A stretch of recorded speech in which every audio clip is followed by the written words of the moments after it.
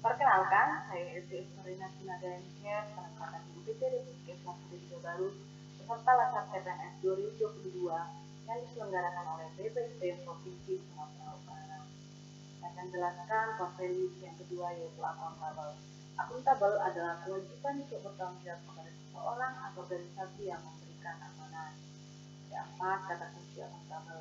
Yang pertama, integritas, yaitu seorang ASN harus memiliki karakter yang kuat dan jiwa yang jujur. Demonstrasiannya dalam menangani stunting, saya harus bekerja yang benar-benar, mencari tahu penyebab dan solusi mengatasinya secara bertanggung jawab. Yang kedua, konsisten, yaitu berpendirian teguh. Contohnya, saya harus konsisten dengan rencana yang telah saya susun untuk menurunkan angka stunting dengan metode terbaik hingga akhir dan tidak mundur saat mengalami kendala. Yang ketiga, dapat dipercaya, yaitu tidak menyalahgunakan kepercayaan yang telah diberikan. Contoh membagikan pendamping makanan tambahan untuk bantuan stunting secara rata dan tidak mengambil untuk kepentingan diri sendiri. Transparan, yaitu terbuka, tidak ada yang tutup-tutupi. Contoh anggaran biaya untuk mengatasi stunting harus jelas laporan dan penggunaannya, tidak tutup-tutupi apalagi dikorupsikan. Ada panduan perilaku, yaitu pertama, melaksanakan tugas dengan jujur, bertanggung jawab, cermat, disiplin, dan berintegritas tinggi. Sebagai tenaga gizi, saya harus bertanggung jawab terhadap pekerjaan saya terkait peningkatan gizi masyarakat, serta disiplin melakukan pekerjaan tidak setengah-setengah dan tidak bermalas-malasan. Kemudian menggunakan kelayakan dan barang milik negara secara bertanggung jawab, efektif dan efisien. Contoh pembagian pendamping makanan tambahan bagi balita harus tepat sasaran dan bertanggung jawab, serta dengan waktu yang cepat dan tepat sehingga target kenaikan status gizi balita cepat tercapai.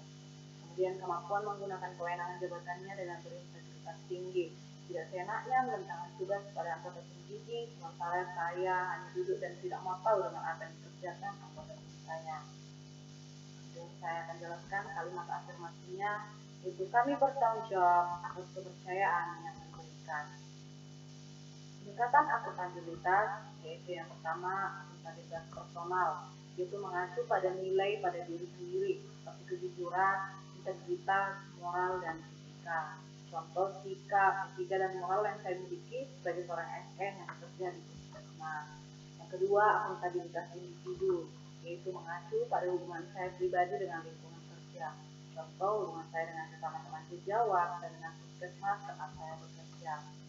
Yang ketiga adalah akuntabilitas kelompok, yaitu mengacu pada sikap dan kerjasama saya terhadap kelompok kerja.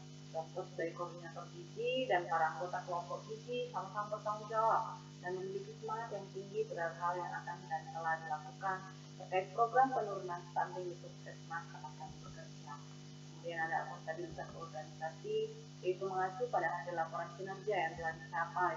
Contoh hasil yang telah kami dapatkan dengan berbagai cara untuk menurunkan angka stunting dan laporan yang jelas kepada kepala dan gizi dinas kesehatan Tapanuli di Tengah.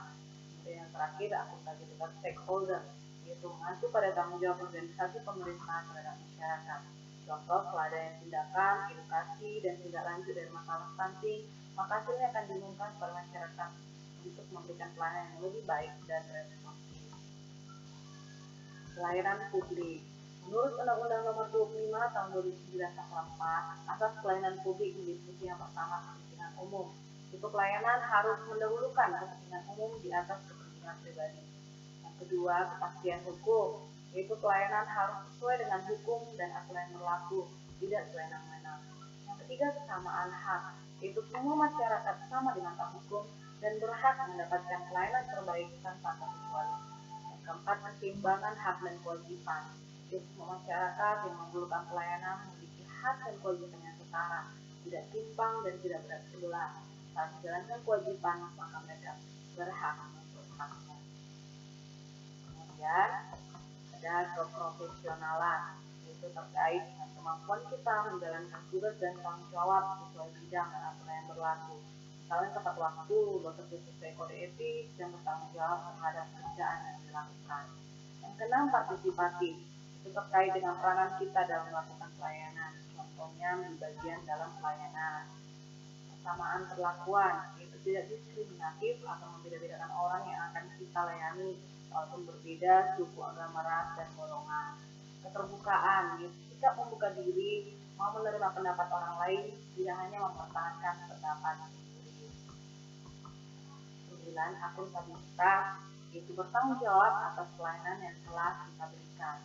10. Fasilitas dan perlakuan khusus bagi kelompok rentan, itu pemberlakuan, pengecualian perlakuan khusus, misalnya bagi lansia atau pasien yang berkebutuhan khusus.